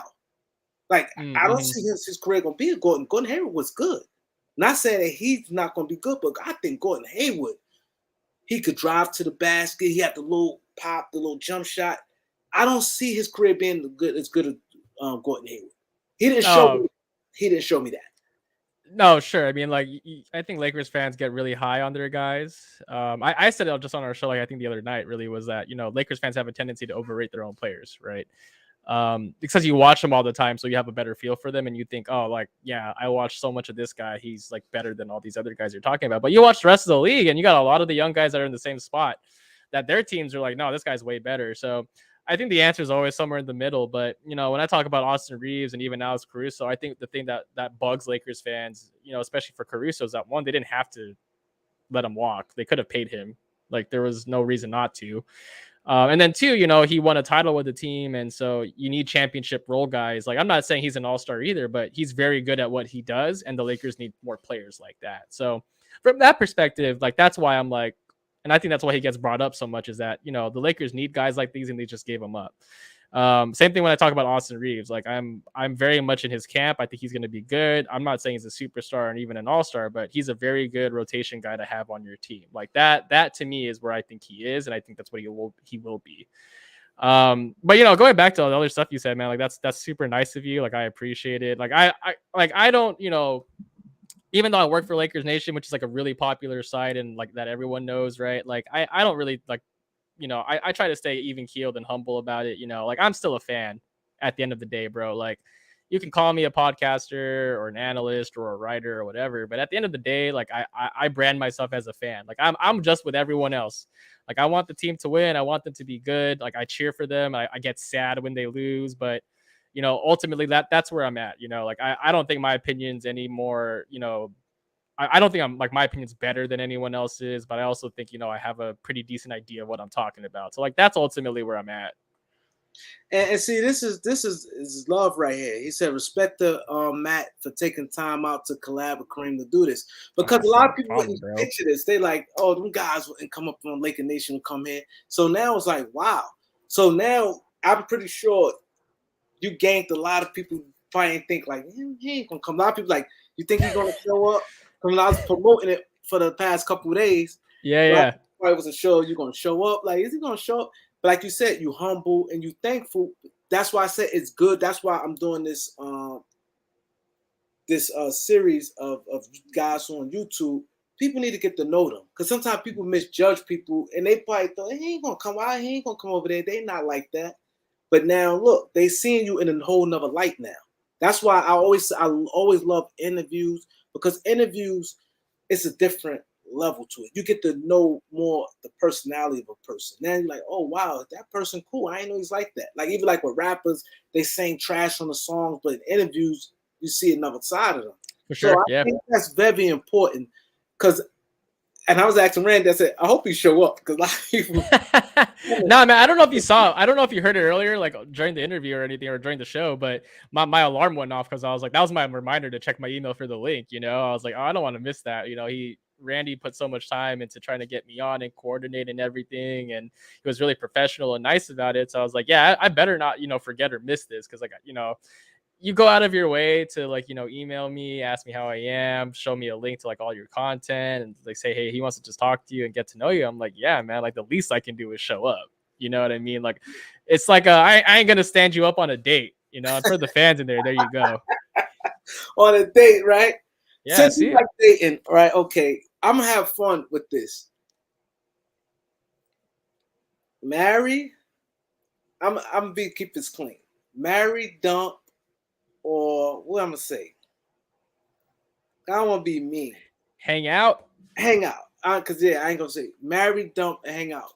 Okay. You have Kim Kardashian. Ooh. Okay. Beyonce. Ooh. Okay. And Selma Hayek. Oh. Damn, that's hard, bro. I think I gotta hang out with Beyonce. I'm probably dumping Kim. I'm probably wifing up Salma, dude. Salma, oh, that's a good one. What would you have done? That's a hard one for me, bro. I think I'm a wife Beyonce. Yeah, that's fine. That's where I was leaning, and then I thought about it. I'm a dump Kim, and I would Selma. I would hang out. Hanging out with her. Okay, that's fine, bro. Like, something about the foreign women. She's and she got a billionaire guy now, right? Don't you married to a billionaire?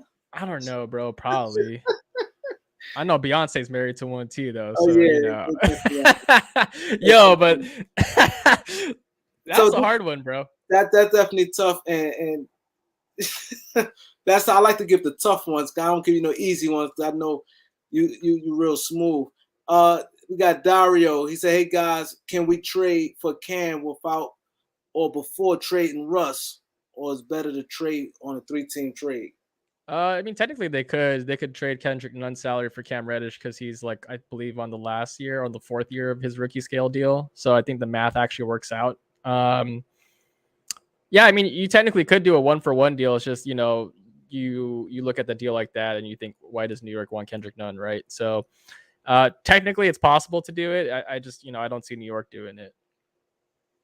Kendrick Nunn is good. I think people forgot about Kendrick Nunn, how good he is. No, I think he'll be great. Like, Trevor puts it this way. Like, I want to give him credit because he said it. It's like, because he didn't play at all last season, which was obviously a disappointment, him coming back this year, if he's fully healthy, is almost like getting another mid-level guy for the team. Because, we don't know what he looks like in a Lakers jersey. We just haven't seen it. Like, we saw it for a couple times in the preseason, and then he was just out for the whole year. So, I agree with you. I think Kendrick Nunn's good. I just think that, we forget about him because we're always throwing him into trades. So maybe all season. Yeah, because a lot of people are like, okay, we can throw his salary in and get this player back. Like, a lot of people have been like, well, what happens if we just keep him and see what he can do? So I think he's going to be super key too if the Lakers do end up trading Russell Westbrook. Like, he is going to be effectively your backup guard. So you probably want to keep him. So did you hear anything about his injury? Because I ain't hear anything. No, like, through the grapevine and just talking to folks, like, just a lot of people said, like, it's just a lot worse than what was being reported. Like, nothing really concrete. It's just more like, some people were speculating. Like, I don't have anything concrete. Like, I don't have sources or anything. It's just, like, from whatever I heard or read, or, you scour the web a little bit. A lot of it is just, the Lakers weren't being like completely transparent about what was happening. At least I don't think so, at least. So, because there's no way, like, bone bruises are bad. I don't know if you've ever had one. I've actually had one before. Like, I heard about it. Yeah, bone bruises hurt. Like, it sounds like, it's just a bruise, like you get on your arm or whatever. But when it's like next to your knee, like if it's your knee, like that can put you out for a while. Like, and the recovery times are so like, there's like a spectrum, right? Like, sometimes it's a couple weeks or like a couple months. Sometimes it's way longer than that, depending on the severity. So, assuming since he was out the whole season, it had to be super bad. So, I think he'll play this year, obviously. I just hope he's 100% because I think the Lakers are going to need as many good players as they can get. We had a guy, most, he told me the bone bruise is like bone on bone. He said it's bad. It's bad. It hurts. He said that was the one of the worst pains he had. Like, you can't really play through that. You know what I mean? Like, it's hard to just physically walk, let alone run and jump and play professional basketball. You know what I mean? Like, injuries for us as normal people, like, I get over it in a few days, but you're not doing high intensity, high leverage sports for a living. Like, the way I like to remind people is that, you get hurt, it's fine. But for these people, if they get hurt, that's their job. That's their livelihood. That's their future. You know what I mean? Like, I thought it was so silly that, baseball players will sit out for like 10 days because they have a blister. But then I think about it and I'm like, well, you know what? Like, it makes sense because like, that's what they do for a living, right? Yeah. Like, I get a blister, I can still go play pickup or play whatever. You know what I mean? Like, I have a little bruise or I tweak my ankle a little bit, I can still go out and play. But if I make that injury worse, like, nothing's at risk for me, but for them, like that could be like a contract. You know what I mean? So, got a couple more questions. He says he's still not playing 5-on-5 yet. I think that's right. I'm worried right now. What you think about bringing Dennis Schroeder back? Would you be open to that? I think Russell Westbrook would need to go first. Like, I don't think you need a third point guard. Yeah, like if he's gone and you got an extra roster spot, then I don't mind it. But he's not a priority for me right now. So, okay, so you got any social media platform you want these guys to fuck? They love you. You got nothing but love here. Oh, I appreciate it, man. This chat is so much nicer.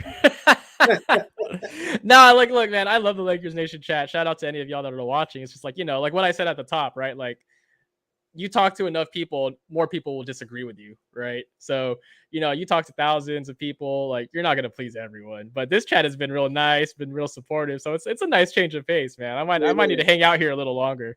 Yeah, because we good over here. Because like I said, we diehard Laker fans. Everybody respectful. That's why I love these guys here. These guys, good group of guys.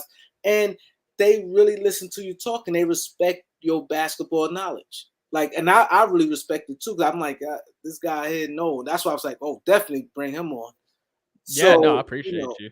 it's like a breath of fresh air. And I see good things from you. You still young. And I know you want to take this a little further than, what you're doing now. I'm pretty sure you want to, because you know the game.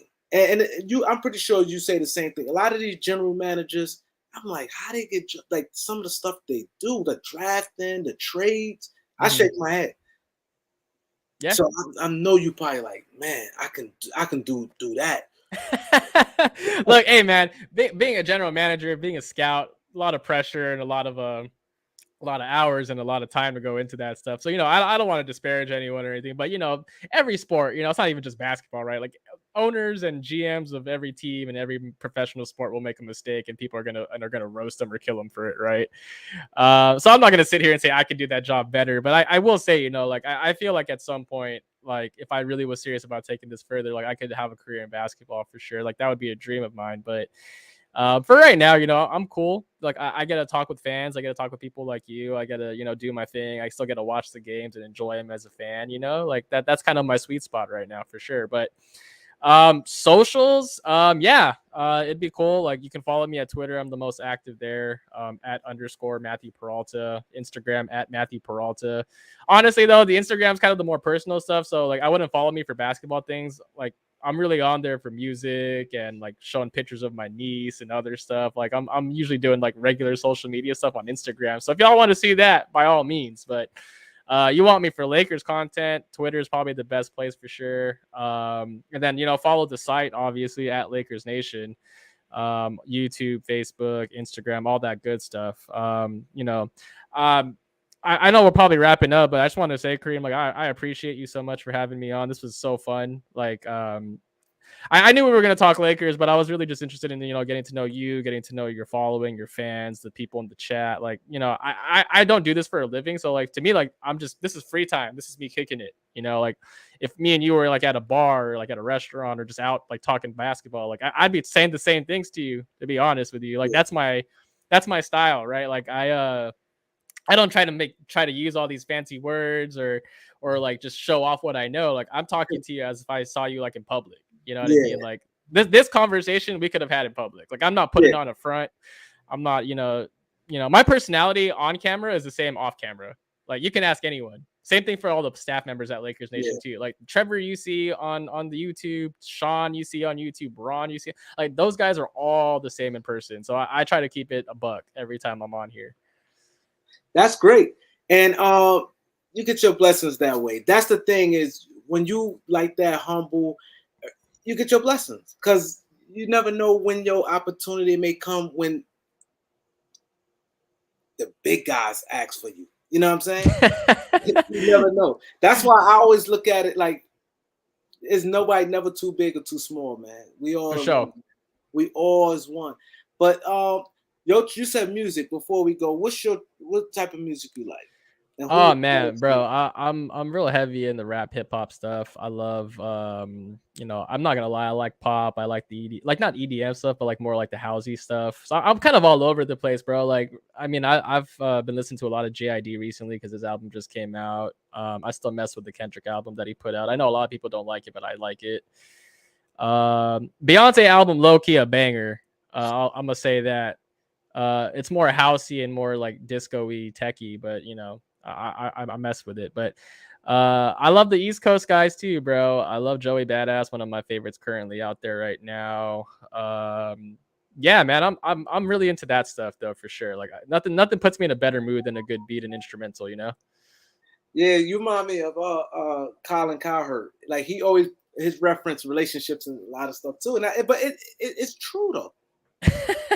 I like it. Like the reference, like it do go hand in hand. It does. It goes hand in hand. And that's a unique way. And it's crazy because you carving your niche out. Like they's like, yo, like that's what I'm saying, bro. Like that, like I'm surprised someone brought it up in the chat because it's really a shtick, like I don't like do it like all the time, but when it comes up, I try to make it funny.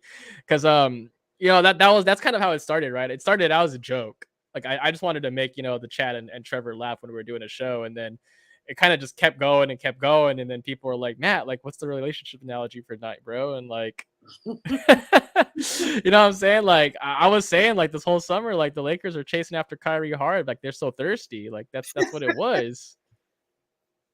I want to give a shout out to Roger and the Cash App. I really appreciate that. He said good work. He said so we definitely gonna run Matt numbers up. We're gonna show Matt over here that we're gonna run his Twitter up. Y'all see his Twitter. I appreciate we're gonna go right now and we're gonna run his Twitter up. So you're gonna see the difference on your Twitter account in the next 10 minutes. But these guys great. I ain't gonna lie. I love these guys because I have a podcast in New York that we do. I interview like a lot of celebrities, people on TV shows, a lot of different guys there. And these guys, I said, yo, can y'all go follow this person, that person? They show love. This is the best group of guys you can have, man. So hey, I appreciate I'd say follow Matt Peralta Twitter. Here's his Twitter right here. We're gonna go follow his Twitter. Everybody gonna go on his Twitter. His number's gonna go up. We're gonna support Matt. Oh, we got some people popping in already, bro. Yeah, you weren't lying. I told you, they the best guys, man. If I say they support me with most of the stuff I do, I love these guys, man. I feel like I'll be tired, I have dog days, but I have to do a video. You know, I had an accident, almost died coming up to a year, September 1st, in a storm we had. We had a bad storm in the East Coast. And almost died September 1st of 21. These guys supported me crazy. They supported me. Like, so these is like, it's amazing. Like, I never thought I could consider these guys friends from the internet.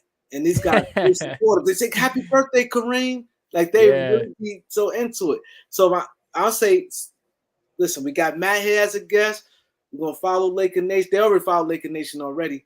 But we're going to go to his Twitter, and we're going to follow him. And like I said, we rocking with you, Matt. You know, just keep the good takes, though. Keep the good takes, Matt. You got to keep the good takes. Hey, man, I'll try, bro. Like, you know, there's takes and then there's like, you know, opinion, right? And so for me, like, I ain't try to say anything just for attention, you know, like if I say something on Twitter or online or on a stream or whatever, like it's actually what I believe, right? So I know people say some crazy stuff just to get some likes and some replies, you know, some quote tweets. But for me, I don't care about any of that. Man, I'm saying, like, I don't want to talk about that one too much, but I'm just saying, bro, like, the game is the game, but I try to cut through that and just say, yo, look, this is what I actually think. Take it or leave it. Like, when I first started out, it was so hard not to side with the majority of fans on stuff because I just wanted everyone to like me, or I wanted, you know, people to like value my opinion more. But you get into this and you do this for a while, bro, like you just kind of stop caring, and you want to make sure you're authentic and what you're saying is what you actually believe. I think people can really tell when you talk, like, you actually believe what you're saying. You know what I mean? Yeah.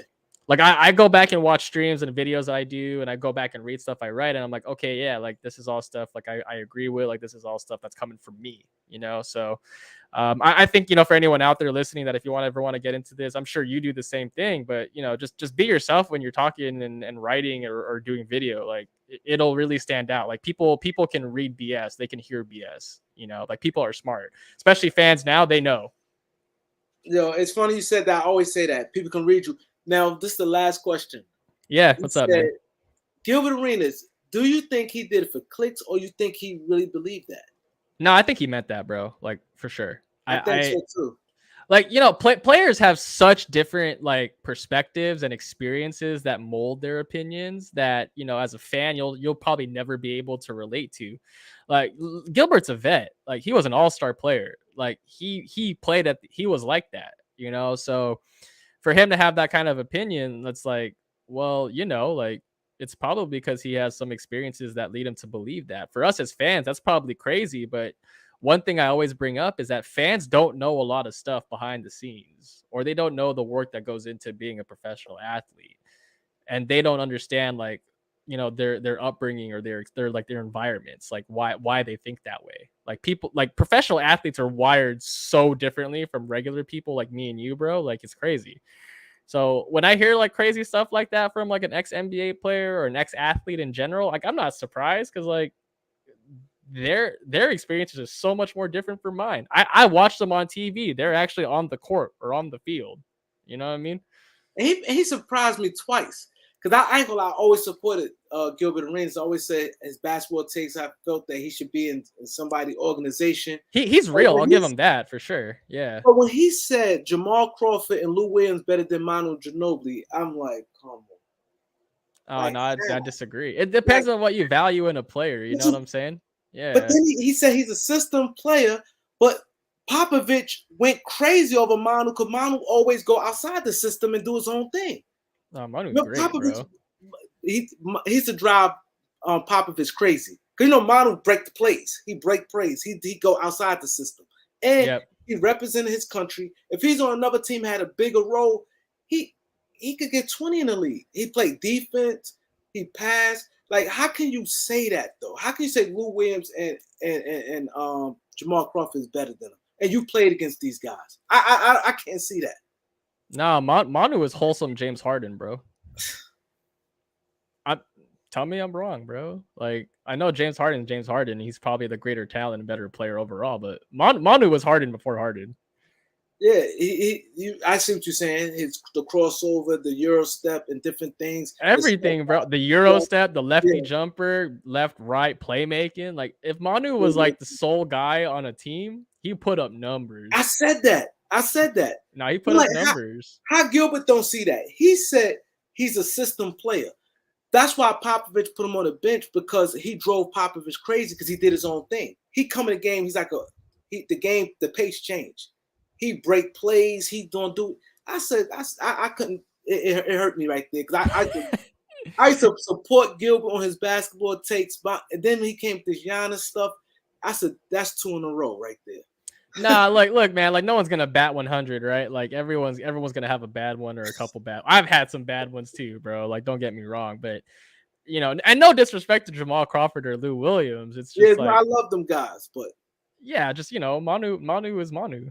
Like it's like people that want to argue Russell Westbrook over Stephen Curry. For me, it's like, it's a little delusional, but I'm not gonna tell you you're wrong. I will disagree with you a lot.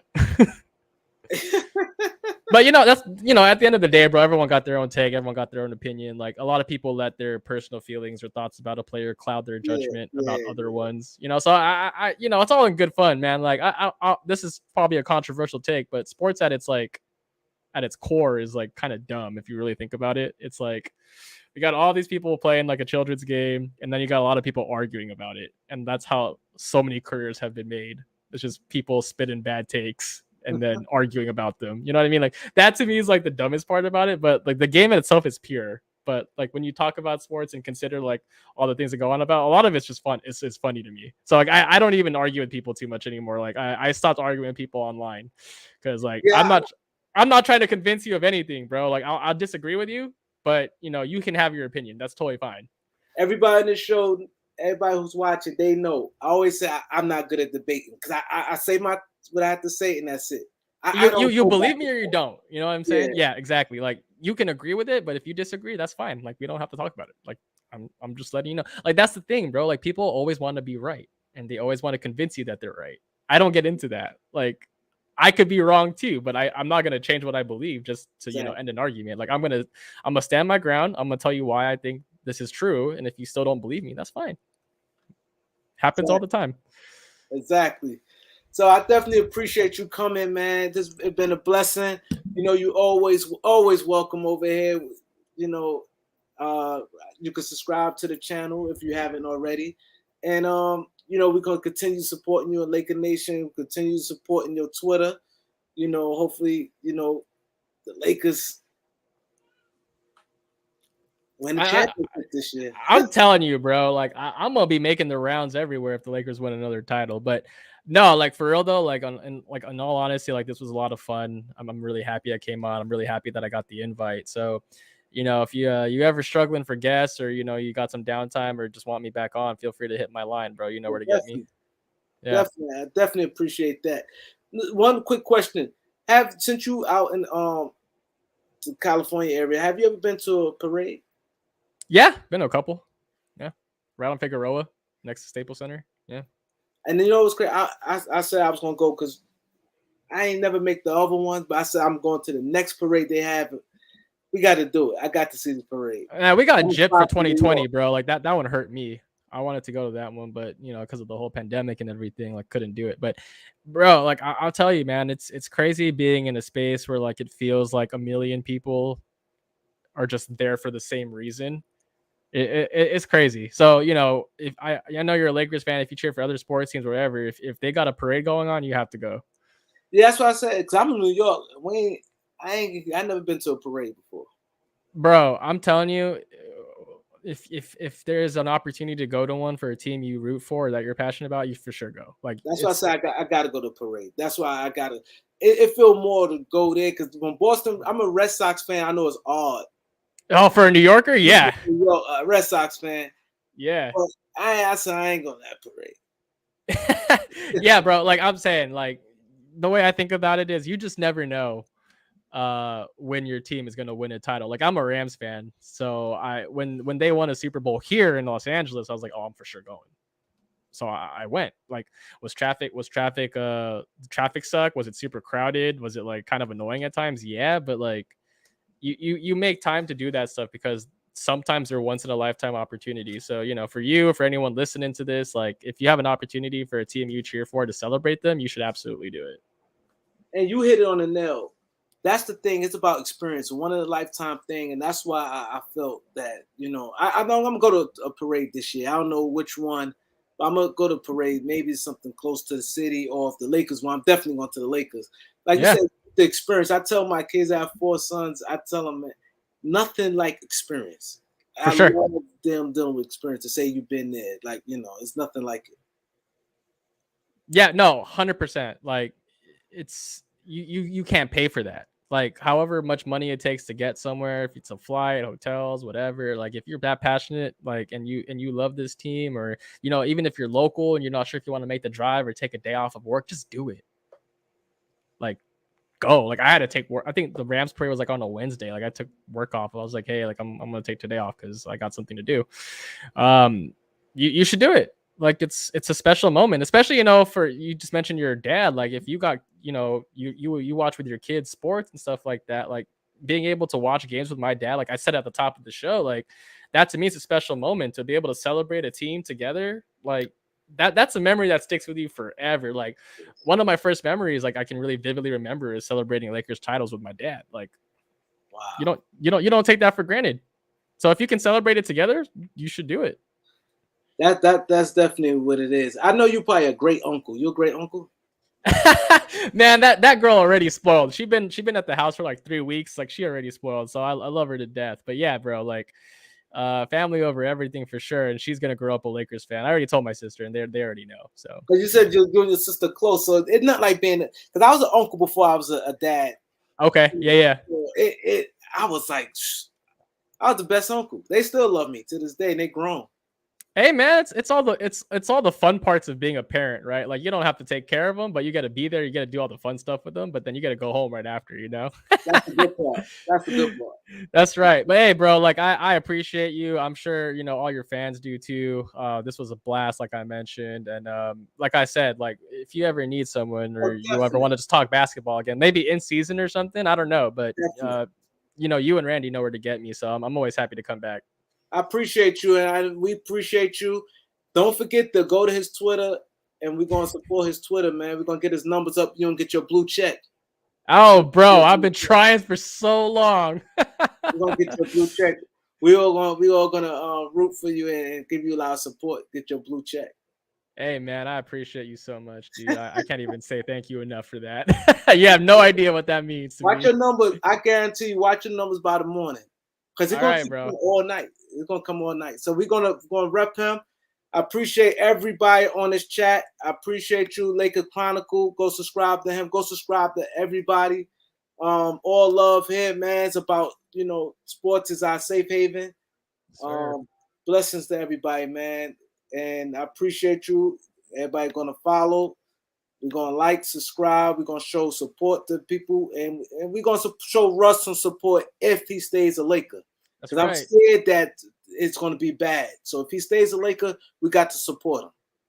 Hey, that's my whole thing, bro. Like, if I don't care about the players, I just care about winning. So And I don't want to say like I don't care about the players. I'm just saying like I don't care who's playing for the Lakers. If we're winning, so be it. Like I tell people all the time, as much as I dislike Russell Westbrook's fit with the Lakers, and I'll probably end on this note. As much as I dislike his fit, if the Lakers end up winning and they win big with him on the roster, I'm gonna be the first guy to cheer for him, bro. Like it's the name on the front of the jersey, not on the back. That's what I always say. That's true. So true. So that's what we're gonna do. Appreciate everybody. Don't forget to hit that like, subscribe, and thank you everybody who sent the Cash App and super chat. I appreciate you guys. Thank you, Max. I'll definitely check you out on Laker Nation tomorrow or tonight. Y'all probably going tonight. For sure, bro. Hey, I look forward to it. I appreciate y'all and have a good night. All right, good night.